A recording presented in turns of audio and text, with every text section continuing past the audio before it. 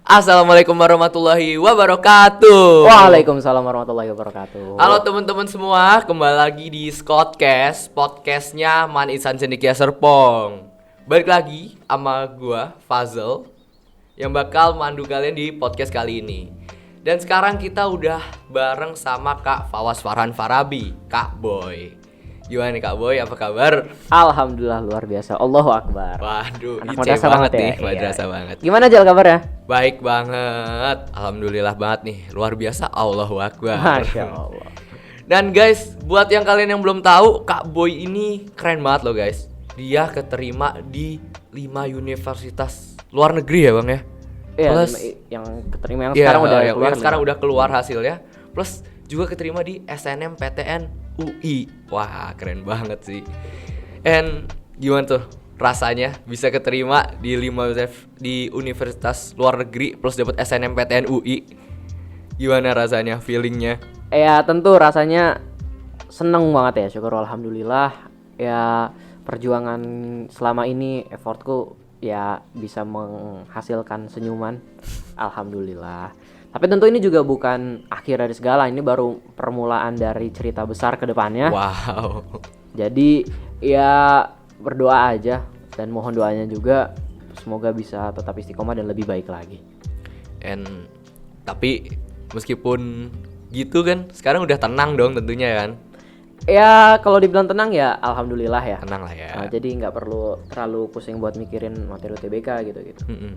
Tapi jadi dong ambil UI ya jadinya SNMPTN UI. Betul. Ambil. Insya Allah ambil UI. Kemarin Wajar. tuh jadinya di jurusan apa sih bang? Di UI. Hah? Di UI jurusan ilmu hukum. Oh. Nah ambil ilmu hukum. Emang cita-cita kedepannya mau jadi apa bang? Cita-cita kedepannya jadi gini. Aku tuh udah punya cita-cita kedepannya. Target-targetku. Aku tuh punya impian besar pengen menjadi seorang guru besar di bidang hukum. Oh gitu. Gitu. Jadi akademisi, jadi profesor hukum gitu. Dan kemudian berkecimpung di kementerian atau di lembaga pemerintah gitu. Oh. Jadi emang udah ada niatan ke situ. Itu emang kayak dari awalnya kayak gitu atau mungkin ada motivasi dari teman-teman gitu bang di sini? Untuk ke hukumnya atau daftar keluarnya? Ke daftar ke luar negerinya. Oh, ke daftar keluar negeri. Iya. Kalau daftar keluar negerinya itu jujur ya, jujur tuh sedikit flashback nih.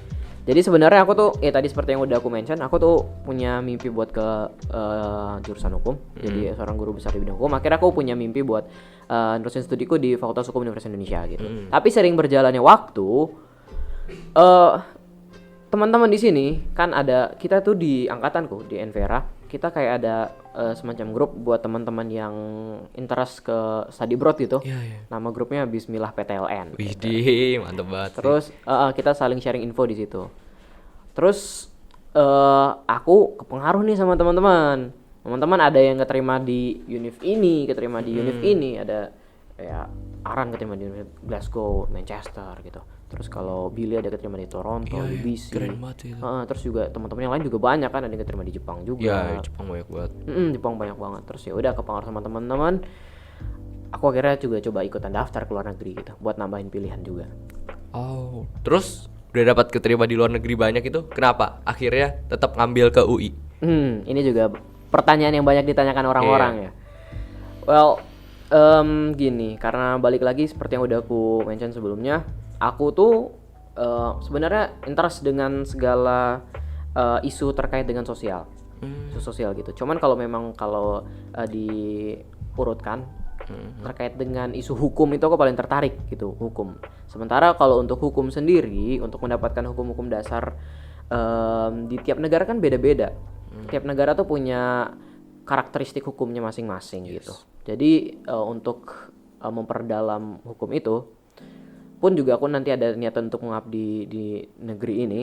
Jadi S1-nya lebih baik kalau hukum di Indonesia dulu gitu, untuk dapatkan hukum-hukum dasarnya. Ntar S2, S3-nya mungkin baru keluar. Oh, baru keluar ya. Amin, mohon doanya. Tadi patriotisme sekali ya, nasionalisme Yoi. mau mengabdikan diri ke negeri ini. Gitu. Hubul waton minal iman. Woi, apa tuh bang artinya? Cinta negara bagian dari iman. Waduh, anak madrasah banget nih. Waduh, sangat bro. Sangat banget ya. And setelah pencapaian-pencapaian ini, ada kita pasti ada perjuangan kan di balik ya. Yes. Boleh ceritain dong bang perjuangannya, susah payahnya untuk menggapai ini semua bang. Kalau bahas tentang perjuangan ini sangat menarik sih. Aku pengen ngomong juga tentang ini. Jadi untuk sampai di titik ini juga itu nggak mudah ya. Banyak lika-likunya juga, banyak tangisan mungkin, banyak amarah juga, banyak emosi di dalamnya. Jadi kayak jujur ya, kalau teman-teman mungkin di sini sering lihat kayak aku di Ulil Albab sering sendirian gitu di masjid. Itu aku kadang sering nangis sendiri. Jujur ya. Itu kayak kalau di saat itu aku kayak lagi mikirin sebenarnya aku ini tujuan aku hidup tuh apa? Terus aku tuh punya mimpi ke depannya apa? Apa yang bisa aku lakukan untuk negeri ini gitu? Apa yang bisa aku lakukan untuk banggain orang tua? Apa yang aku lakukan untuk sekolah, untuk bangsa negara gitu? Dan segala hal itu ada di dalam pikiranku gitu. Dan di masjid aku kadang ya sering sujud nangis gitu di masjid. Atau mungkin kalau di asrama gitu sebelum tidur. Dan mungkin teman-teman juga banyak gitu yang mungkin di fase itu, fase overthinking gitu. Ya aku pengen bilang di sini juga itu wajar sih, itu fase pendewasaan juga.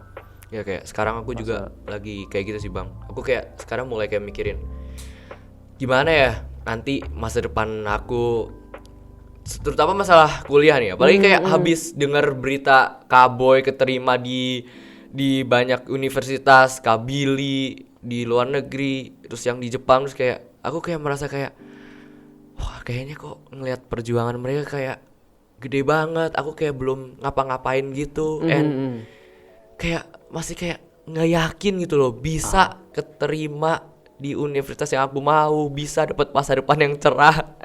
Bener iya sama. Apa yang kamu bilang tadi tuh apa yang kurasain tahun lalu pas aku denger Regarda jadi top 1 TBK, Regarda diterima ini gitu. Itu sama apa yang kurasain, dan ya aku ubah segala pikiran tadi itu menjadi suatu motivasi, pemacu untuk bisa mencapai lebih dari itu gitu. Jadi ya selalu putting effort di segala hal gitu, dan ngubah tadi segala overthinking tadi menjadi suatu motivasi gitu. Dan aku juga pengen nitip pesan juga buat teman-teman. Kalian boleh mempertanyakan kayak gitu, tapi kalian juga tetap harus ingat betapa pentingnya itu self reward, self appreciate. Itu sangat penting. Self care itu juga sangat penting bagi diri kalian gitu.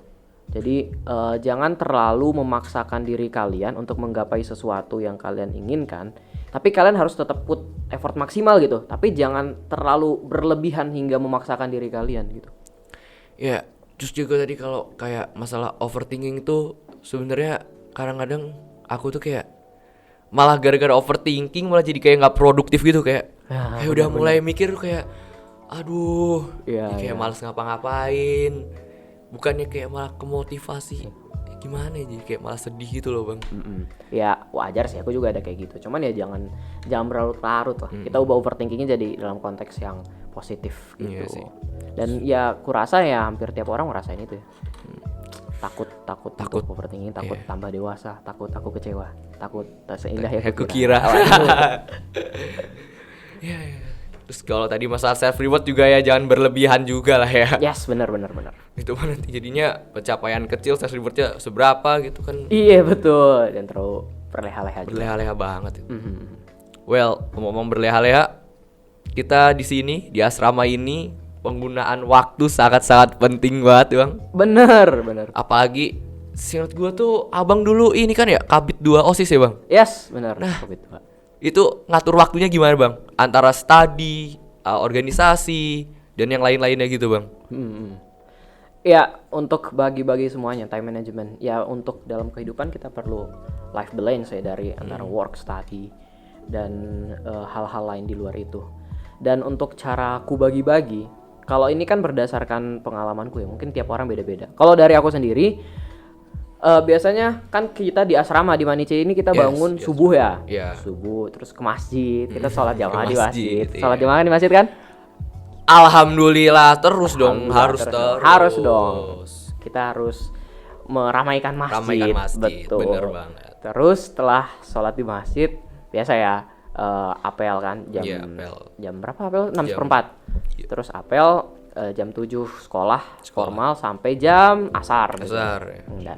Dan di sekolah formal itu, di sekolah itu aku benar-benar fokusin di situ. Belajar. Ya tentunya dong Belajar. meskipun kadang agak ngantuk-ngantuk dikit, Iya. itu dilawan. Jadi belajar di situ, kalau ada sesuatu yang bingung ditanyain ke gurunya. Itu benar-benar fokusin di jam segitu. Terus setelah itu, setelah asar baru aku olahraga, workout dulu lah, main badminton, main bola gitu. Jadi masih ada waktu buat senang-senang dulu lah ya, Harus having itu, fun, harus. healing. Healing sampai maghrib. Terus maghrib sampai jam 8 ya, kita kan ada kegiatan keasramaan ya, Yes. ngaji, kitab kuning dan lain hal. Setelah itu baru aku organisasi dari jam 8:30 itu sampai jam 10. Rapat biasanya ngumpul depan rom gitu. Terus dari jam 10 sampai jam 12 biasanya baru belajar ketika ada PR atau ulangan. Jujur ya, aku tuh kalau yang beneran belajar itu cuma pas lagi ketika ada PR atau ulangan. Karena ya udah difokusin pas lagi di sekolah ininya. Terus atau karena aku tipe orang yang belajar malam, tidur dulu. Jadi selesai organisasi tidur dulu, ntar baru belajar jam 2 Jam gitu. 2? Ya, Wow. sampai subuh. Atau ya biasa Nggak gitu tidur sih lagi aku. tuh bang. Hah? Jam 2 habis itu nggak tidur lagi. Nggak tidur lagi. Atau kalau lagi ujian sih biasanya aku tidur dulu, terus dari malam sampai besoknya lagi kelar ujian nggak tidur juga. Wow. Gue sih kayaknya nggak kuat sih bang kayak gitu bang. Aduh, ya itu butuh motivasi yang kuat. Effort banget sih. Iya. Kopi peneman. Kopi peneman dong tentu. Iya dong, betul. Of course. Wow. Kalau dilihat tuh, ya emang harus effort banget ya kalau mau ya minimal jadi sukses gitu lah ya. Betul dong, kalau kita pengen dapat sesuatu yang sukses ya tentu juga perlu perjuangan yang maksimal juga. Kita mau perjuangan yang kosong, yang minimal mungkin, ya gimana mau dapat hal yang kita inginkan. Iya sih, benar banget. Tapi meskipun gitu masih dapat kan waktu-waktu senang-senangnya gitu kan. Iya pasti itu. Kayak sering juga kan aku malam-malam main badmintonan di Iya, SG gitu. Ya pasti dapat sih ngobrol-ngobrol, kongko-kongko gitu-gitu. And bang, kira-kira ada nggak sih bang pengalaman-pengalaman lucu, asik gitu di sini, yang fun gitu, atau pengalaman-pengalaman aneh deh bang di Manice ini bang selama di asrama? Pengalaman aneh ya selama di asrama. Banyak sih sebenarnya. Cuman kalau yang paling lucu atau mungkin paling keinget ya, unforgettable di aku tuh pas kelas 10. Kenapa itu tuh? pernah ini sih, aku pernah bikin banjir asrama 2 lantai. Wih, kok bisa? Iya, jadi kan kalau di asrama lu kan di gedung I ya, Iya, aku iya, di di gedung lantai 3 kamar 304. Itu kamarku dulu. Terus aku nyalain keran. Cuman pas itu udah malam tuh.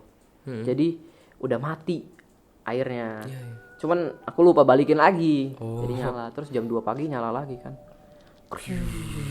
Waduh, 2 lantai basah itu banjir. Terus KMTT banyak tenggelam, banyak melayang itu. Waduh. Padahal ngerjain KMTT udah susah payah banget ya. Bener, ada juga yang tidur di tengah banjir gitu. Gue bangun, Apa ini? Ya, itu sih salah satu yang keinget. Enak ya. Kayak gue soalnya dulu kan generasi online nih. Iya, Ya, nggak ngerasain di asrama pas kelas 10. Kayak baru kelas 10 semester 2 kayaknya gue baru masuk asrama gitu kan. Iya benar. Abang online-nya kelas berapa deh bang? Online-nya sama kelas 10 semester 2 sampai kelas 12 semester 1 awal-awal kan. Oh iya. Itu gimana? Beda banget gak rasanya kayak belajar offline terus sama online gitu? Jelas beda banget sih. Jelas beda banget ketika perbedaan belajar offline dan online. Karena jujur ya, ketika online tuh kayaknya sih, jujur ya kalian ya, kalian kalau lagi online terus off cam ngapain? Aduh. Ya gitu ya. Gitu ya. Cuman ya tentu sekalian nyimak juga. Cuman mungkin ketika online ya kita nggak terlalu dapet pembelajaran yang lebih aktif gitu, yang lebih interaktif gitu kan. Terlebih kayak mungkin anak IPA banyak yang praktek-praktek gitu kan. Iya, nggak bisa kita seperti ke yang- lab ya bang. Iya gitu. Terus ketika di online itu juga jujur ya terasa sebenarnya waktu jadi banyak kosongnya nggak sih? Kayak kita kan jadi nggak ada kegiatan keasramaan gitu, nyampe malam sampai gitu, terus jadi rapat bebas gitu. Kita sendiri yang ngontrol waktu kita gitu. Sementara kalau di offline di sini itu ada aturan yang jelas, aturan yang memang strict juga untuk kita taati gitu. Dan ya itu perbedaannya. Ya kalau online sih kuncinya harus pintar-pintar jaga diri sih sebenarnya. Iya sih bang, soalnya ya biasa lah gue pas online kan paling ya belajar, Iya belajar. join Zoom, Zoom. materi- Belajar. belajar. Betul. Ya tapi tetap aja lah ngantuk-ngantuk tidur. Iya benar jujur Soalnya- aja kita ya. Iya, beda banget masalah loh. Kayak dan di saat online itu masih bisa berprestasi kayak abang gitu kayak. Waduh, amin. Wow banget sih kalau kata aku sih bang. And ya aku juga lagi berusaha sih bang sekarang kayak sebenarnya masih kayak dalam fase adaptasi dari online ke offline dan emang rada susah sih bang kayak bangun gue kalau di rumah bangun kayak Jam berapa lo? ya tetap ikut kelas pagi itu sih. Oh, tetap. Sholat subuh terus kayak kan bisa Pasti tidur sih, lagi. Benar. Terus baru bangun pas kelas paginya gitu. Dan abang pas pertama kali masuk IC ada susah gitu nggak sih bang kayak adaptasinya gitu di sini atau abang dulunya asrama kah atau enggak? Enggak, dulu aku SD SMP-nya Ibtidaiyah Sanawiyah yang enggak asrama. Dan tentu perlu masa adaptasi juga sih. Kayak adaptasi pertama kan kita ada matsama. Seminggu itu matsama itu beneran bikin cepat adaptasi sih. Karena kayak dulu kan kita matsama dikumpulin. Pertama kita tidur bukan di kamar masing-masing. Gitu kah? Nah, dulu tuh tidur di pas lagi angkatanku ya, Iya. tidur di apa namanya living, terus tidur rame-rame di situ, sempet-sempetan panas-panasan gitu pas lagi dulu tuh. Dan dari situ ya jadi cepat terkait dengan adaptasi sih, terus kayak kita untuk makan dan lain hal itu waktunya jelas dan strict juga di situ. Dan itu ketika sudah selesai macama jadi lebih cepat terbiasa dengan adaptasi di sini gitu. Meskipun juga ya, tentu untuk pembiasaan yang lain hal juga butuh waktu. Ya beberapa bulan mungkin baru benar-benar terbiasa dan memang sudah merasa nyaman, kerasan gitu kalau bahasa orang Jawanya di sini. Iya. Terus ya emang gitu sih bang kayak kan aku juga kayak nggak begitu ngalamin matsama ya. Soalnya matsamanya juga online. Online. Pas masuk sini tiba-tiba bener-bener tiba-tiba loh kayak masuk seminggu kemudian tiba-tiba OSIS aktif. Tugas masih numpuk yang tugas-tugas online di rumah kerjain. Ya akhirnya ya ngedrop gitu. Nilai juga jadi jelek dan segala macamnya.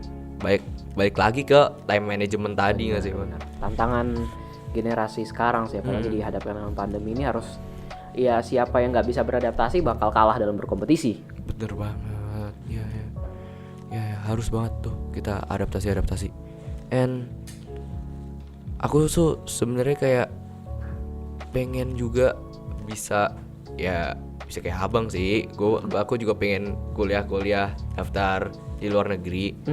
Nah itu ada ini nggak sih bang kayak apa ya kayak jalan khususnya gitu loh bang kayak apa ya? Jalan khusus gimana tuh? Apa gitu yang something yang bisa bantu kita gitu bang? Oh gitu. Ya something bantu kita. Iya. Nggak ada ya kalau istilah orang dalam tuh nggak ada. Jadi kalau untuk keluar negeri tadi itu yang pasti itu kemampuan berbahasa kalian harus menjadi suatu kewajiban yang harus memang ada gitu. Entah itu kalian ntar ngambil TOEFL atau IELTS itu memang harus ngambil.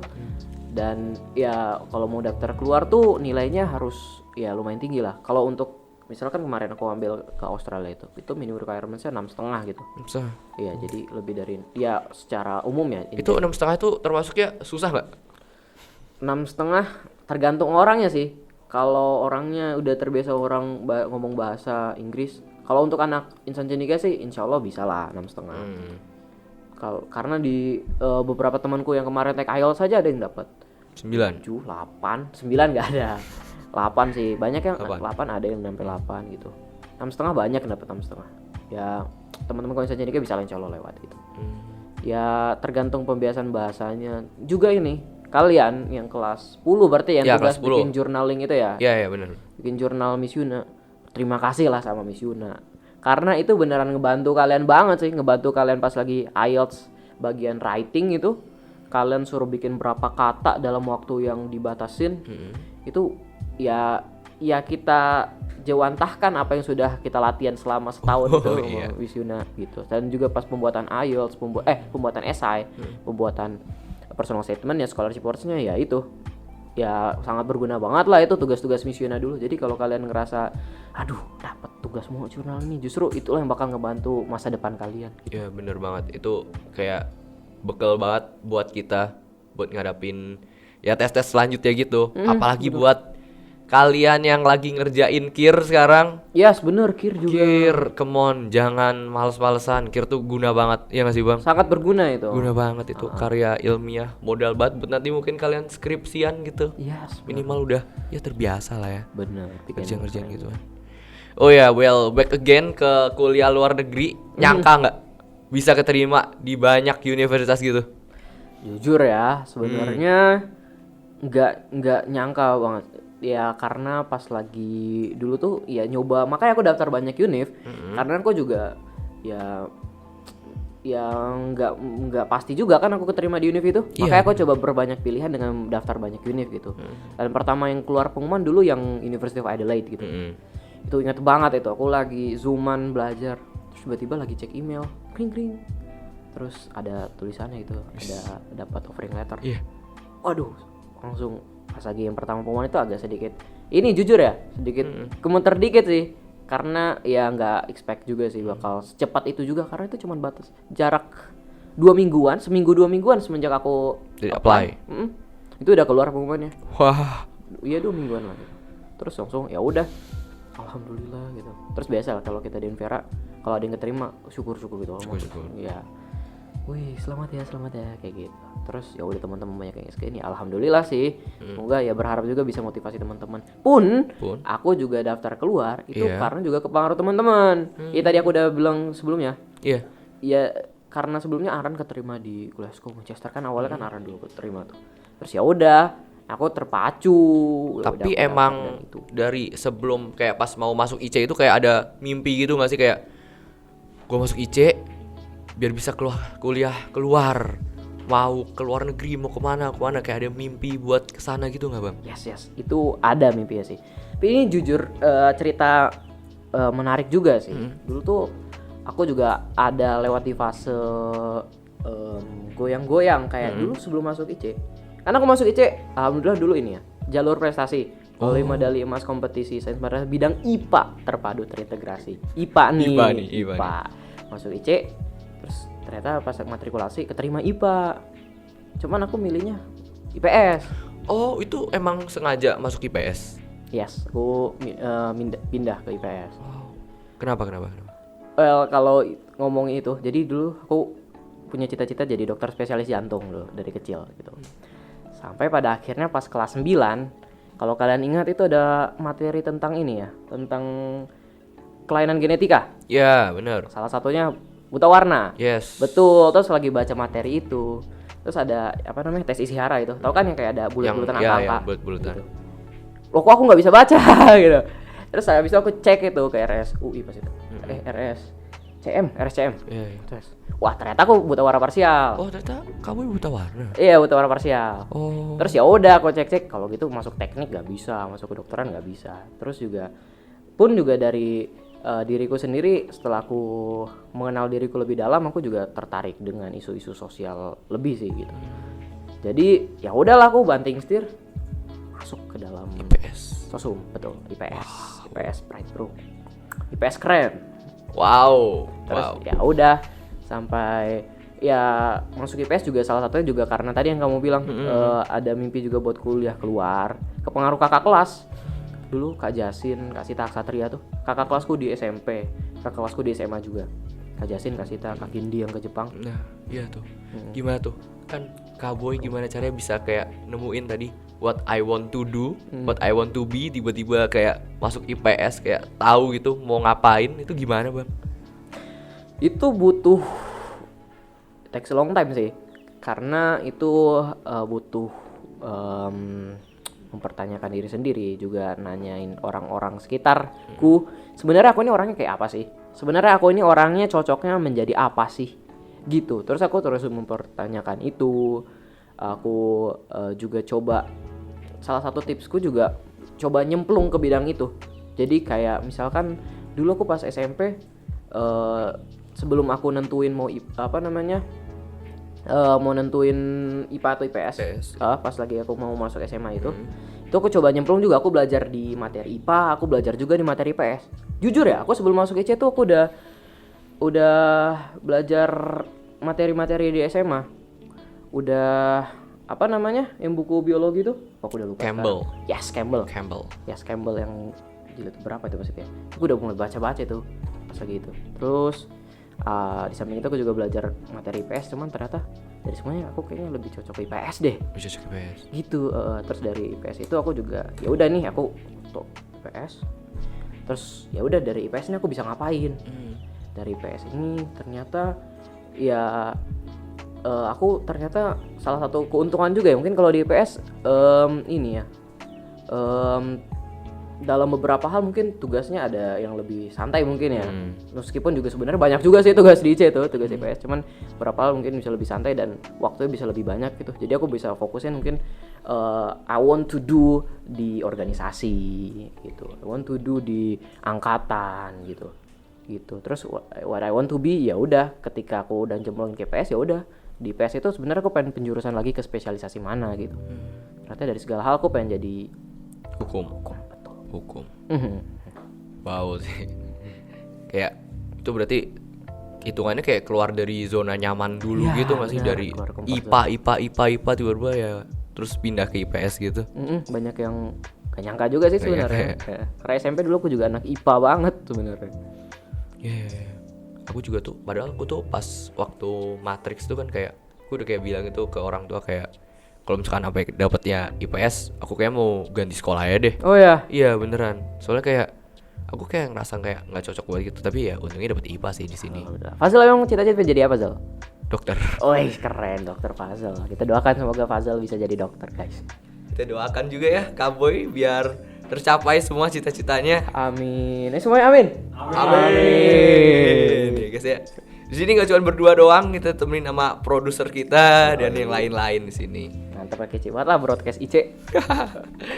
And ada pesan-pesan nggak Kak buat adik-adik kelas Kakak di Manice ini Bang? Pesan-pesan buat adik kelas ya. Buat adik kelas Laskaren dan Adupan dan setelahnya ya, nama baik IC, harkat martabat IC itu ada di punggung kalian.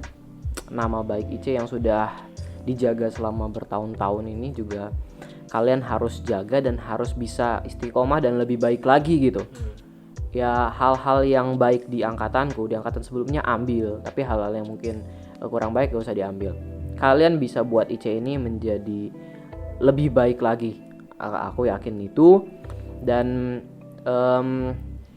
tetap percaya bahwa satu hal juga sih yang bikin aku betah hidup di IC itu solidan angkatan gitu. Teman-teman Laskaren, Adupan dan seterusnya tetap jaga kesolidan angkatan, tetap saling bahu membahu untuk membangun angkatan yang lebih baik dan membangun Insan Cendekia yang lebih baik lagi gitu. Dan ya segala hal yang kita lakukan itu tujukan untuk ibadah. Karena belajar adalah ibadah, prestasi untuk dakwah gitu. Slogan Manice ya. Benar. Ya ada harapan nggak buat kedepannya buat diri kakak sendiri atau buat diri kakak sendiri sama buat kita juga yang ada di sini? Ada harapan nggak Kak? Harapannya untuk diriku sendiri semoga seorang Muhammad Fawaz Farhan Farabi bisa tetap istiqomah dan lebih baik lagi, jauh lebih baik lagi, karena ini ya baru permulaan dari segalanya. Semoga bisa jauh lebih baik lagi, semoga impianku bisa terwujud, bisa membanggakan orang tua, membanggakan sekolah, membanggakan bangsa, agama dan negara. Dan harapan untuk yang lain, untuk teman-teman sekalian, untuk para pendengar dan penonton, jangan takut untuk bermimpi. Gantungkan mimpi kalian setinggi langit, karena kalau ketika kalian jatuh, kalian bakal jatuh bersama bintang-bintang. Dan ketika kalian sudah set plan itu, juga set stepsnya apa gitu. Set target tadi itu juga set steps kalian tuh selanjutnya bakal apa gitu. Jangan mimpi bolong doang. Bener, jangan mimpi bolong tapi nggak ada stepsnya, cuman aduh aku pengen jadi dokter nih tapi males belajar gitu ya, jangan dong. Jangan. Gitu. Jadi tetap usaha maksimal, putting effort di segala hal, tetap perkencang ikhtiarnya, doanya, minta berkah guru, minta berkah orang tua, teman-teman sekalian gitu. Terus juga teman-teman yang mungkin saat ini sedang ngerasain kegagalan atau kayak mungkin kemarin SNMPTN merah atau nggak keterima di mana gitu. Jangan putus asa, jangan desperate, jangan ngerasa gagal. Karena berarti jalan yang dikasih Tuhan itu ada di jalan lain dan itu jauh lebih indah dari seperti yang kalian mungkin pikirkan gitu. Percaya bahwa apa yang dikasih Tuhan itu adalah jalan terbaik. Ya, semua orang punya jalannya masing-masing lah ya. Kali-kaliku, dan insya Allah Tuhan bakal ngasih jalan terbaik di akhir kisah. Iya, benar banget. Well, closing statement dulu dong sebelum bubar nih. Oke, siap. Closing statement sebelum bubar. Ini ya, mungkin aku nih hanya sebagian dari teman-temanku yang juga sebenarnya jauh, yang lebih dari aku gitu. Dan salah satu hal yang kusyukuri sekarang ini dengan mungkin adanya capaianku kayak gini dan teman-temanku yang lain itu bisa mengangkat harkat dari madrasah itu sendiri. Madrasah sekarang jangan jadi sebagai nggak bisa lagi sebagai second option lagi, karena madrasah juga nggak bisa dipandang sebelah mata. Kita ada kemampuan di nilai agama, di nilai pengetahuan lain juga gitu. Dan ya tetap jangan malu kalau dibilang anak madrasah juga gitu, karena aku juga dapat banyak pesan nih, aduh malu nih dibilangin anak madrasah gitu. Itu jangan malu sebagai anak madrasah, justru kalian harus bangga. Dan aku berharap sih dengan ilmuku yang masih sedikit ini, dengan tadi pengalamanku yang juga mungkin masih sedikit juga dibandingkan teman-teman sekalian, bisa at least memotivasi atau menginspirasi teman-teman untuk menggapai lebih dari aku tentunya, untuk mencapai negeri ini, bangsa ini, agama ini jadi jauh lebih baik lagi dari sebelumnya. Wah, sangat memotivasi ya. Ya, doain gue juga ya bang ya. Semoga gue bisa keterima dan bisa sukses. Amin, siap Pak Dokter Fazel. Yoi. And guys, mungkin sekian dulu podcast buat hari ini bersama Kak Boy di sini. And thank you for watching. Jangan lupa like, comment, subscribe. And stay tune terus di Scottcast selanjutnya. Gua Fazel pamit undur diri. See you next time. Bye bye. Bye bye guys semuanya.